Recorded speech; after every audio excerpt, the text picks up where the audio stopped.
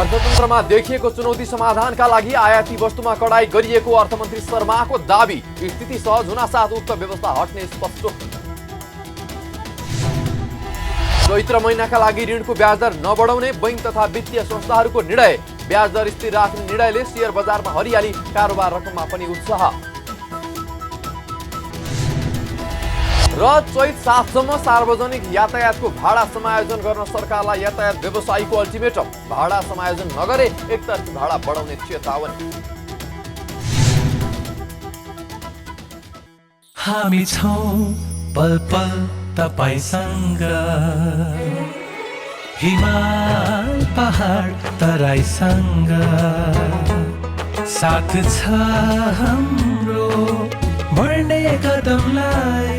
सलाम छ ती पोरखे हातहरूलाई, जिन्दगी सजाइदिन्छौँ हामी, हर सासको साथी बन्छौँ हामी।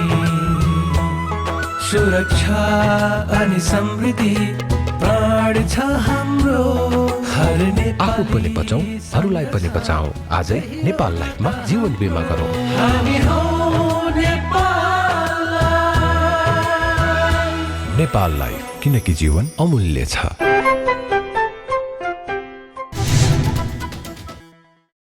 नमस्कार, कारोबार समाचारमा स्वागत छ। अब समाचार विस्तारमा। अर्थमन्त्री जनार्दन शर्माले अर्थतन्त्रमा देखिएको चुनौती समाधानका लागि आयातित वस्तुमा कडाई गरिएको स्पष्ट पार्नु भएको छ। आइतबार भन्सार विभागले आयोजना गरेको भन्सार व्यवस्थापन गोष्ठीलाई सम्बोधन गर्दै अर्थमन्त्री शर्माले अर्थतन्त्रमा देखिएको चुनौती समाधान गर्न आयातमा मार्जिनको व्यवस्था गरिएको बताउनु भएको हो। उहाँले अर्थतन्त्रमा देखिएको चुनौतीले भन्सारमा प्रभाव पारेको समेत बताउनु भयो। आयातमा गरिएको कडाईले भन्सार राजस्व असुली प्रभावित भए पनि मेहनत गरेर लक्ष्यमा पुग्न पनि मन्त्री शर्माले निर्देशन दिनुभयो। नेपाल राष्ट्र बैंकले विभिन्न वस्तुको आयातमा प्रतिबन्ध तथा केही वस्तु आयातमा गरिएको मार्जिनको व्यवस्था अर्थतन्त्रको स्थिति सहज हुनासाथ हट्ने पनि उहाँले स्पष्ट पार्नुभयो। यस्तै अर्थमन्त्री शर्माले भन्सारमा पछिल्लो समय वैधानिक बाटोबाट भन्दा पनि अवैध बाटोबाट वस्तु आयात हुने गरेको मन्त्री शर्माले बताउनुभयो। उहाँले अवैध आयात रोक्नका लागि भन्सार विभाग मात्रै नभएर सरकारका सबै निकायले अनुगमन गर्नुपर्नेमा जोड दिनुभयो। उहाँले भन्सारमा व्यापार सहजीकरण गर्नको लागि नीतिगत व्यवस्थाहरू स्पष्ट नभएकाले स्पष्ट नीति आवश्यक भएको पनि बताउनुभयो। अहिले अर्थतन्त्रमा देखेका चुनौतीहरूको कारणले त्यसको भन्सारमा पनि प्रभाव परिरहेको अवस्था छ। राष्ट्र बैंकले जारी गरेका कतिपय पत्रहरूले समेत भन्सारमा केही प्रभाव पारिरहेको अवस्था छ। ती परिपत्रहरू देशको अर्थतन्त्रका चुनौतीहरूलाई सामना गर्नको लागि हाम्रो बाध्यकारी परिस्थिति हो। त्यो सधैँ रहिरहने नभएर केही सीमित समयको लागि हामीले त्यो निर्णयहरू गरेका छौँ। यति बेला भन्सार एउटा वैध बाटोबाट नभएर अवैध तरिकाले कारोबार हुने, आयात निर्यात हुने अवस्था देखिएकोले त्यतातिर सजग हुन र यो भन्सार विभागको मात्रै जिम्मेवारी नभएर सबै सम्बन्धित निकायहरूको समन्वय र अनुगमन प्रभावकारी बनाउनु पर्ने आवश्यकता देखिएको छ। त्यसतर्फ भन्सार विभाग, सिङ्गो अर्थ मन्त्रालयको ध्यान हामीले केन्द्रित गरेका छौँ र त्यसलाई अगाडि लैजानेछौँ। अहिले छुटका लागि धेरै फाइलहरू मगा आइपुग्ने गर्छन् र यो एउटा स्पष्ट अझ ठोस नीति नहुँदा कतिपय कुराहरूमा समस्याहरू देखिरहेका छन्। यसलाई अझ नीतिगत रूपले स्पष्ट गर्नुपर्ने आवश्यकता छ। अर्थमन्त्री शर्माले पछिल्लो समय निर्यातमा केही वृद्धि भएर 1 खर्ब 31 अर्ब पुगे पनि कुल वैदेशिक व्यापारमा निर्यातको हिस्सा 10% पुगेको बताउनुभयो। अब सरकारले विभिन्न नीति योजनाहरू मार्फत हरेक वर्ष 10% का दरले निर्यातमा हिस्सा थप्दै जानुपर्ने आवश्यकता रहेको बताउँदै हरेक वर्ष 10% निर्यात नबढाए मुलुकको व्यापार घाटालाई कम गर्न र अर्थतन्त्रलाई सन्तुलनमा ल्याउन नसकिने दाबी समेत गर्नुभयो। उहाँले चालु आर्थिक वर्षको 8 महिनामा लक्ष्य अनुसार राजस्व सङ्कलन भएको बताउनुभयो। उहाँले चालु आर्थिक वर्षको पछिल्लो समयमा विभिन्न वस्तु आयातमा प्रतिबन्ध लगाए पनि लक्ष्य अनुसार नै राजस्व सङ्कलन हुने विश्वास समेत व्यक्त गर्नुभयो। बागमती प्रदेशका मुख्यमन्त्री राजेन्द्र पाण्डेले यसअघिको प्रदेश सरकारले चाहिने काममा बजेट नछुट्याएको आरोप लगाउनु भएको छ। आइतबार प्रदेश सभामा सांसदहरूको प्रश्नको उत्तर दिँदै मुख्यमन्त्री पाण्डेले यस्तो आरोप लगाउनु भएको हो। उहाँले सुरुङ जस्तो राष्ट्रिय गौरवको योजनामा जम्मा 75 करोडको बजेट राखेको तर निर्माण सुरु गरेदेखि सम्पन्न गर्ने बेलासम्म झण्डै 24 अर्ब लाग्ने स्थिति रहेको बताउनुभयो। उहाँले सुरुङ र सडक निर्माणका लागि विदेशी बैंकहरूले ऋण दिन इच्छुक रहेको बताउँदै तत्काल नबन्ने काममा सानो बजेट छुट्याएर बजेट फ्रिज गर्न नमिल्ने बताउनुभयो। उहाँले चार्जिङ स्टेसन नबनिकन र सडक विद्युतीय बस चलाउन लायकको नभइकन विद्युतीय बसका लागि छुट्याइएको बजेट अन्य जनहितका काममा खर्च गरिने पनि घोषणा गरिनुभयो। मुख्यमन्त्री पाण्डेले अघिल्लो सरकारले विद्युतीय बस र सुरुङका लागि छुट्याइएको बजेट अहिलेसम्म खर्च नभएको पनि बताउनुभयो। चार्जिङ स्टेसन तयार छैन, चार्जिङ स्टेसन तयार छैन, विद्युतीय बस हिँड्ने सडकै छैन, कहाँ चलाउने हो विद्युतीय बस? मैले एक दिन साँच्चै विद्युतीय बस चलाउन सबभन्दा राम्रो बाटो कुन होला भन्दा हेटौँडा नारायणघाट सडक होला। मेरो गाडी उनै डोरमणिजी अष्टलक्ष्मीजीहरूले चढ्या गाडी हो, त्यही टोयोटा गाडी। त्यही गाडी चढेर यहाँदेखि नारायणघाटसम्म जाँदा 95वटा खाडल थियो, अनि त्यही खाडलबाट विद्युतीय बस चल्छ।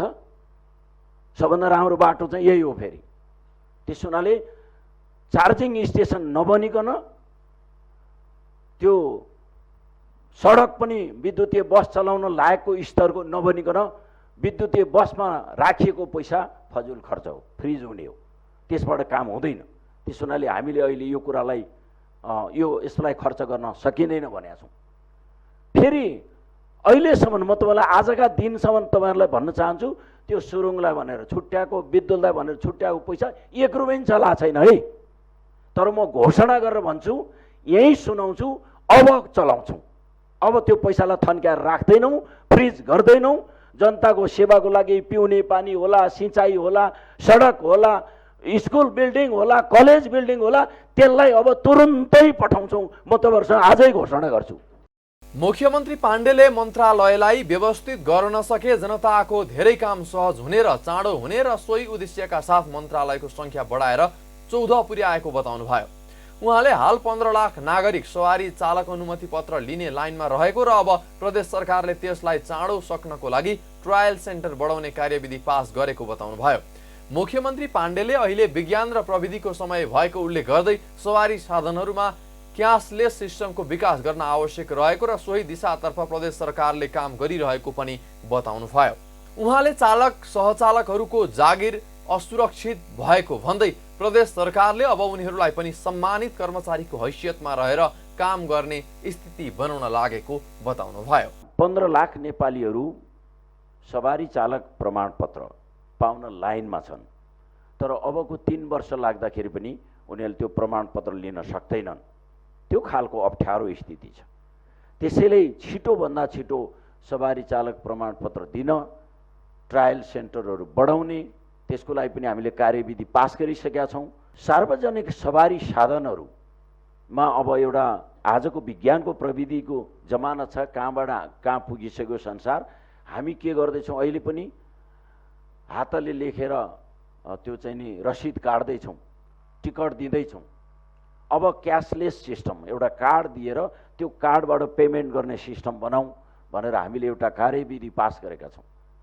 चाँडै नै त्यो कार्यविधि अनुसार त्यो काम गर्न इच्छुक कम्पनीहरू आउने छन् र हामी त्यो क्यासलेस सिस्टममा लैजान सक्छौँ। त्यसले के गर्न सक्छ त?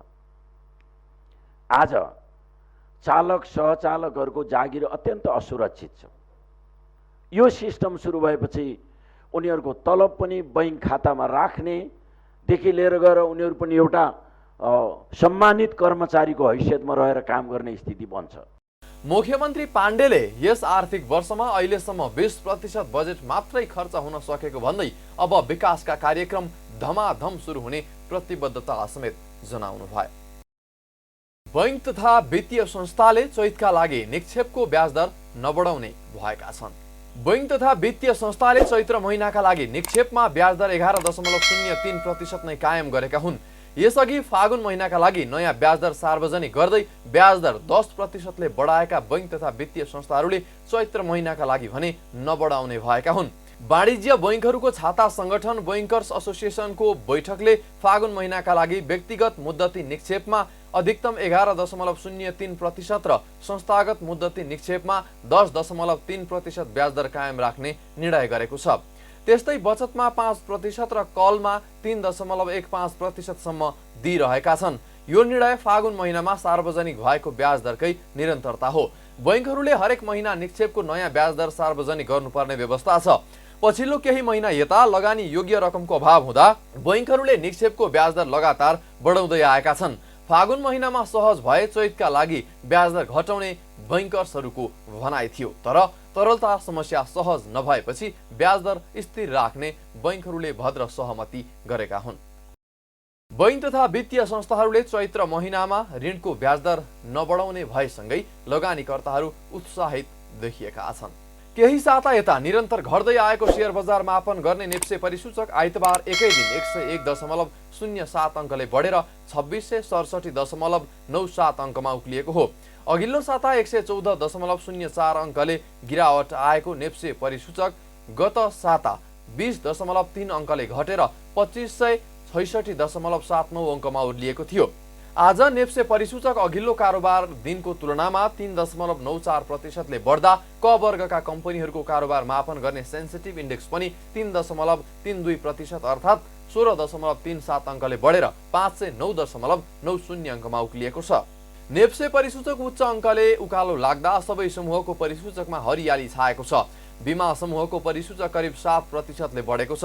होटल र पर्यटन समूहको परिसूचक 5.37, वित्त समूहको परिसूचक 5.37, उत्पादनमूलक समूहको परिसूचक 5.02, विकास बैङ्क समूहको परिसूचक 4.74, निर्जीवन बीमा समूहको परिसूचक 4.98 र व्यापार समूहको परिसूचक 4.35%ले बढेको छ। यस्तै अन्य समूहको परिसूचक 3.84, वाणिज्य बैङ्क समूहको परिसूचक 3.29, लघुवित्त समूहको परिसूचक 3.32, जलविद्युत समूहको परिसूचक 2.42 र म्युचुअल फन्ड समूहको परिसूचक 1.12%ले बढेको छ।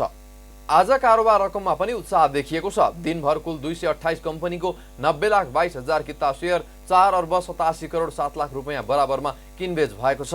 साताको अन्तिम कारोबारको दिन बिहिबार जम्मा 56,10,000 किता शेयर 2,79,18,00,000 रुपैयाँमा मात्रै कारोबार भएको थियो। आज शिवम सिमेन्टको शेयर सर्वाधिक 34,36,00,000 रुपैयाँमा कारोबार भएको छ। यस्तै अपी पावरको पनि 30 करोड रुपैयाँ अधिकको कारोबार भएको छ। एसियन लाइफ इन्सुरेन्स, ज्योति लाइफ इन्सुरेन्स र सानिमा लाइफ इन्सुरेन्सका लगानीकर्ताले 10% का दरले कमाएका छन्। सरकारले पेट्रोलियम पदार्थको मूल्यवृद्धि भए अनुसार चैत 7 सम्म सार्वजनिक यातायातको भाडा समायोजन नगरे एकतर्फी भाडा बढाउने यातायात व्यवसायीले चेतावनी दिएका छन्। आइतबार यातायात व्यवसायीले काठमाडौँमा पत्रकार सम्मेलन गरी पछिल्लो समय पेट्रोलियम पदार्थमा पटक पटक मूल्य वृद्धि हुँदा समेत सरकारले भाडा समायोजन नगरेको भन्दै व्यवसायीले तत्काल भाडा समायोजन गर्न सरकारसँग माग गरेका हुन्। सरकारले गत असार 27 गते समायोजन गरेको भाडा अहिलेसम्म लागू भइरहेको छ। यातायात व्यवसायीहरूले सरकारले भाडा समायोजन गर्दा डिजेलको मूल्य प्रति लिटर 104 रहेकोमा हाल बढेर 133 रुपैयाँ पुग्दा समेत भाडा यथावत रहेका कारण लागत धान्न नसकेको गुनासो गर्नुभयो। पत्रकार सम्मेलनमा नेपाल यातायात व्यवसायी राष्ट्रिय महासंघका अध्यक्ष योगेन्द्रनाथ कर्मचारीहरूले सरकारले चैत 7 गते भित्र वैज्ञानिक रूपले भाडा दर समायोजन नगरे यातायात व्यवसायीले आफै भाडा बढाउने बताउनु भयो। उहाँले सरकारले बनाएको वैज्ञानिक भाडा दरको मापदण्ड अनुसार नै भाडा समायोजन गर्ने चेतावनी दिनुभयो। अहिले यातायात सञ्चालनको लागत बढ्दा बैंकहरूलाई किस्ता समेत तिर्न सक्ने स्थितिमा व्यवसाय नभएको समेत उहाँको भनाइ छ। यो सार्वजनिक साधन भनेको मध्यम र निमुखा वास्तविक जनताले प्रयोग गर्ने साधन हो। यसलाई सरकारले दृष्टिगत पुर्याउनु पर्छ भन्ने कुरा त्यसो गर्दै गर्दा यो पेशागत व्यवसायको संरक्षण पनि गर्नु पर्यो। आज तपाईले प्रत्येक पत्रिका तपाईँ हेर्नु होला, प्रत्येक पटक हाम्रो साथी दाजुभाइ हाम्रो व्यवसायी साथीको पत्रिकामा नाम आइरहेको अवस्था छ। त्यो भनेको हामीले किस्तासम्म तिर्न सक्ने परिस्थिति छैन। त्यसैले हामीले सरकारले आग्रह गरेका छौँ अब हामी सम्माननीय प्रधानमन्त्रीज्यू पनि ध्यान आकर्षित गराउन खोजिरहेछौँ, मन्त्रीज्यूलाई त धेरै पटक गरिसकेका छौँ, विभागमा पनि गरिसकेका छौँ। अब 6 गतेभित्र सरकारले यसलाई गम्भीर रूपमा ध्यान दिएन भने सरकारले तय गरेको हामीले पनि मानेको त्यो 13 सूचक छ वैधानिक भाडा दरको एउटा फ्याक्टर 13 नम्बरको पेट्रोलियम पदार्थको 35% भार, त्यो भार अनुसार सरकारले तोकेको त्यो मापदण्डलाई आधारमा नै हामी भाडा बढाउने भन्ने हाम्रो निर्णय छ साथीहरू। अध्यक्षीय कर्मचारीले वैज्ञानिक भाडा प्रणाली अनुसार इन्धनको 35% सूचकलाई आधार मान्दा सार्वजनिक बसको लागत 9.03, ट्रक पहाडको 11.82 र ट्रक तराईको 13.13% लागत वृद्धि भएको बताउनु भयो। युवा तथा खेलकुद मन्त्रालयले युवा पत्रकारिता पुरस्कारबाट 4 सञ्चारकर्मीहरूलाई सम्मान गरेको छ। मन्त्रालयले आइतबार राष्ट्रिय युवा प्रतिभा सम्मान तथा युवा पत्रकारिता पुरस्कार वितरण कार्यक्रमका बीच युवाको क्षेत्रमा कलम चलाउने 4 सञ्चारकर्मीहरूलाई नगद 50,000 रुपैयाँ पुरस्कार सहित सम्मान गरेको हो। सम्मानित हुनुहुने सञ्चारकर्मीहरूमा सञ्चारिका समूहकी बसन्ती बास्तोला, सुदूरआज.com का पूर्णबहादुर खड्का, खबरकुञ्ज.com का सीताराम ओझा र नेपालप्रेस.com का केशव बहादुर भुल रहनु भएको छ। त्यसैगरी मन्त्रालयले राष्ट्रिय युवा प्रतिभा सम्मान 2078 बाट 12 जना युवाहरूलाई सम्मान पनि गरेको छ। सम्मानित हुनेहरूमा हिमकुमारी उपाध्याय, धीरज बहादुर उपकोटी, मङ्गल बहादुर विष्ट, सन्तोष बोटे, कुशल चन्द्र अधिकारी र कुसुम केसी रहनु भएको छ। त्यस्तै सुमित्रा घिमिरे, राजन गौतम, राजकुमारी पौडेल, राजाराम गुरुङ, अशोक शर्मा भट्ट र खेम प्रसाद पन्थी सम्मानित हुनुभएको छ। प्रतिनिधि सभामा प्रधान न्यायाधीश सोलेन्द्र शमशेर जबरा विरुद्ध महाअभियोग प्रस्ताव पेश भएको छ। आइतबार बसेको प्रतिनिधि सभाको बैठकमा प्रधान न्यायाधीश जबरा विरुद्ध महाअभियोग प्रस्ताव पेश भएको हो। बैठकमा नेकपा माओवादी केन्द्रका प्रमुख सचेतक देवप्रसाद गुरुङले महाअभियोग प्रस्ताव पेश गर्नु भएको हो।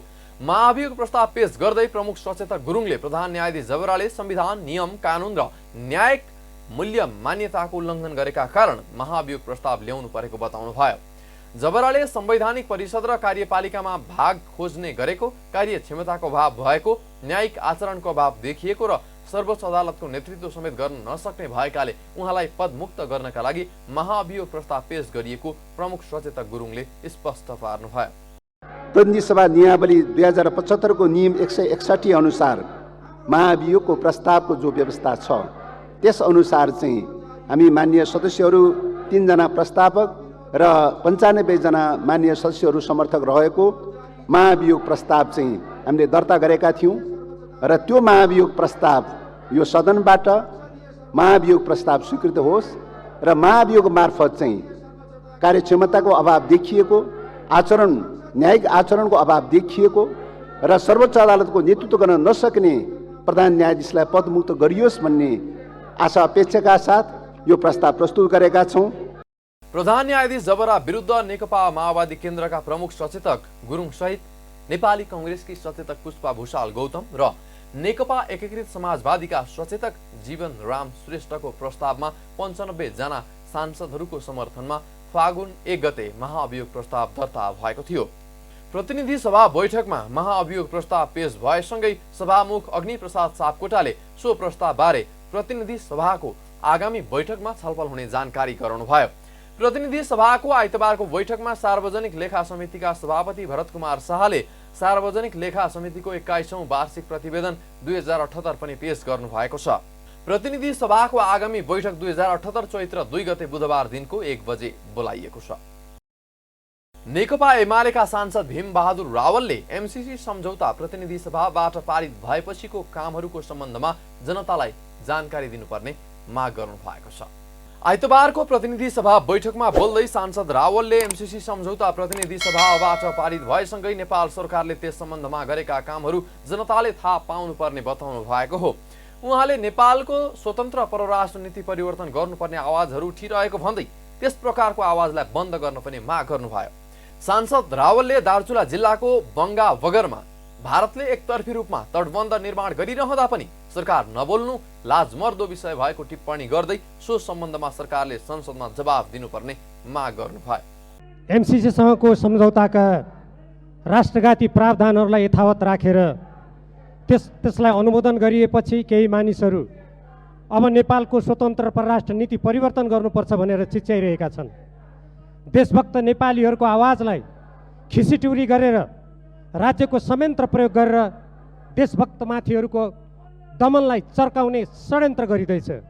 सर्वप्रथम यस्ता काम कारबाही बन्द गर्न म माग गर्दछु।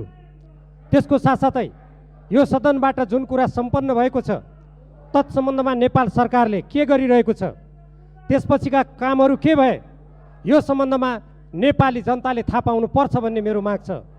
सभामुख महोदय, योभन्दा अर्को गम्भीर विषय छ। हाम्रो सुदूरपश्चिम प्रदेश दार्चुला जिल्लाको बङ्गाबगरमा केही दिन अगाडि भारतीय पक्षबाट अन्तर्राष्ट्रिय कानुन, दुई देशको छिमेकीको असल सम्बन्धको मान्यता विपरीत एकतर्फी किसिमले त्यहाँ तटबन्ध निर्माण गर्ने कामहरू भइरहेको छ। त्यहाँका स्थानीय जनता, दार्चुलाका देशभक्त जनताले त्यो काम बन्द हुनुपर्छ भनेर बारम्बार आवाज उठाउँदा पनि तत्सम्बन्धमा नेपाल सरकारको तर्फबाट कुनै पनि पाइला चालिएको देखिएन। सभामुख महोदय, त्यहाँका जनताले आफ्नो भौगोलिक अखण्डताको रक्षाको लागि महाकालीको नदीलाई नेपालतिर फर्काउँदै गरेका भारतीयहरूको गाडीलाई ढुङ्गाले हानेर रोक्नु पर्यो भन्दा एउटा सार्वभौम सत्ता सम्पन्न देशको नागरिक भएर हामीलाई हाम्रो सरकारप्रति लज्जा बोध गर्नुपर्ने स्थिति उत्पन्न हुन्छ। बैठकमा नेपाल मजदुर किसान पार्टीका सांसद प्रेम सुवालले दार्चुलामा महाकाली नदीको बहाव भारतले नेपालतर्फ फर्काइरहेको भए पनि सरकार नबोलेको टिप्पणी गर्नुभयो। नेपालको सिमानामा भारतीय पक्षको अतिक्रमण तत्काल रोक्नुपर्ने उहाँले बताउनुभयो। दार्चुलामा महाकालीको बहाव भारतले नेपालतर्फ फर्काउँदैछ, तर सरकार मौन भनेर समाचार प्रकाशित भइरहेको छ। यथार्थ यो भइरहेको पनि हो। यस्तो बेला सरकार किन बोल्दैनन्? अन्तर्राष्ट्रिय कानुन विपरीत भारतले नेपालको सिमानामा भइरहेको थिचोमिचो र गरिरहेको थिचोमिचो अतिक्रमण तत्काल रोक्न जरुरी छ। प्रधानमन्त्रीज्यू मार्फत दार्चुलामा के भइरहेको छ, नेपालको सिमाना सुरक्षित भएको छ कि छैन, त्यसबारे सदनमा जानकारी गराउनु आवश्यक छ। प्रतिनिधि सभाको बैठकमा प्रमुख प्रतिपक्षी नेकपा एमाले अवरोध कायमै राखेको छ। कारोबार समाचारमा अब सुन चाँदी र विदेशी विनिमय दर सम्बन्धी जानकारी।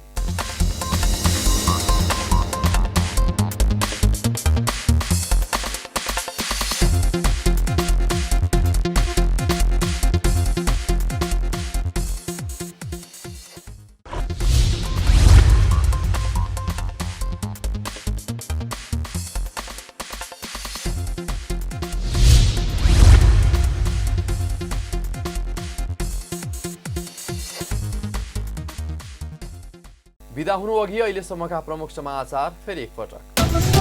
अर्थतन्त्रमा देखिएको चुनौती समाधानका लागि आयाती वस्तुमा कडाई गरिएको अर्थमन्त्री शर्माको दाबी। स्थिति सहज हुनासाथ उक्त व्यवस्था हट्ने स्पष्ट।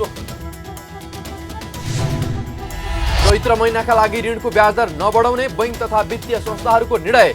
ब्याज दर स्थिर राख्ने निर्णयले शेयर बजारमा हरियाली, कारोबार रकममा पनि उत्साह।